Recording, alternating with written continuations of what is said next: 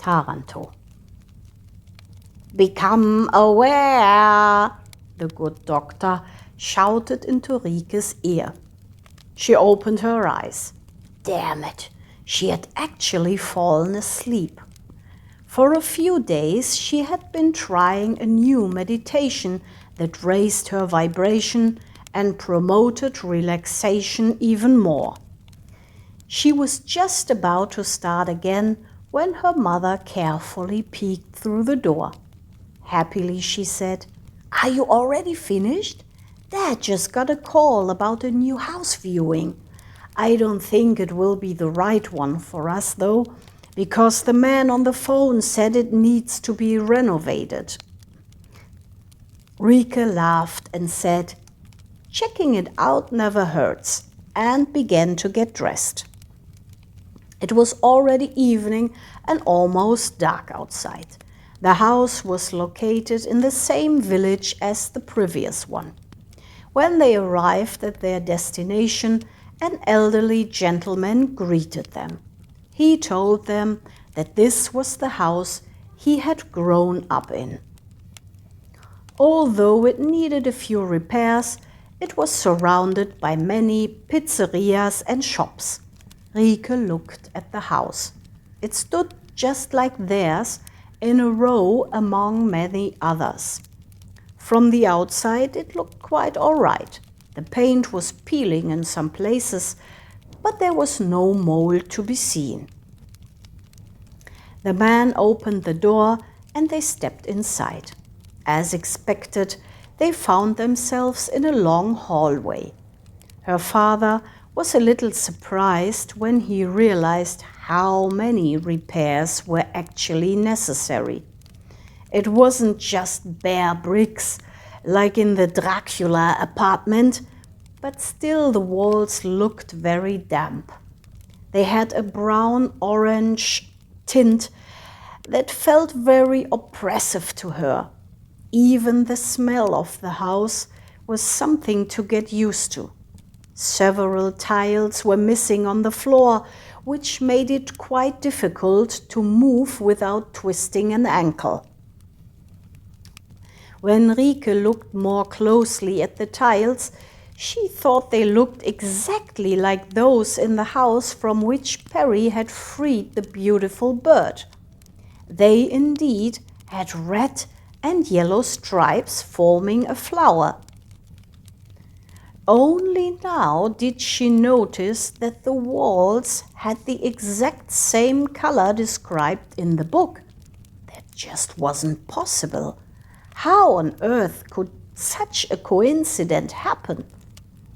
If there's a bathtub in the bathroom now, then I don't know what to think, Rieke thought. Normally that would be impossible, since Italians very rarely installed bathtubs in their homes. All the more astonished she was when she really did find one in the bathroom. Her cheeks turned red with excitement and amazement.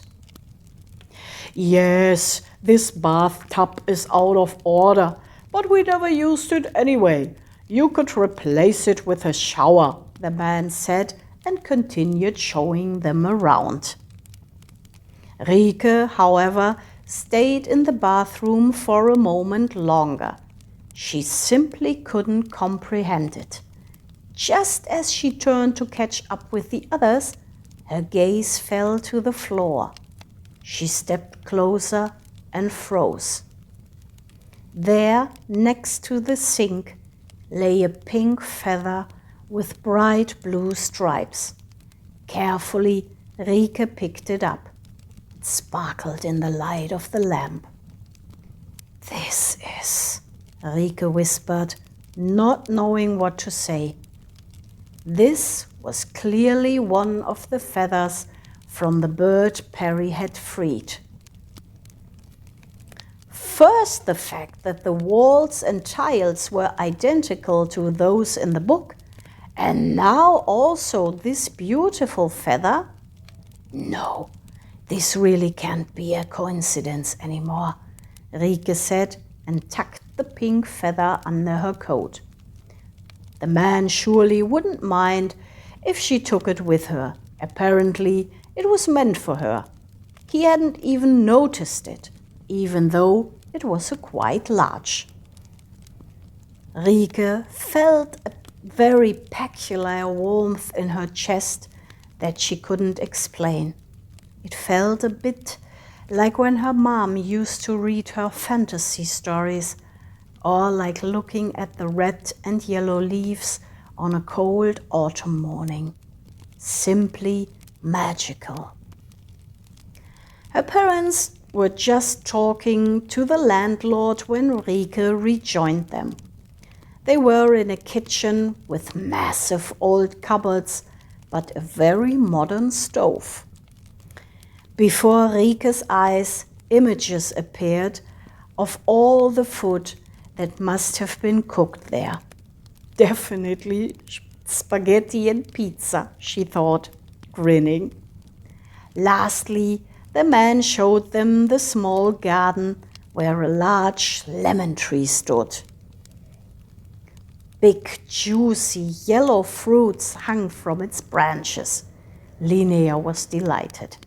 Everyone who knew her knew that she loved lemons, and so her husband gave her a few, even though he wasn't the owner of the tree.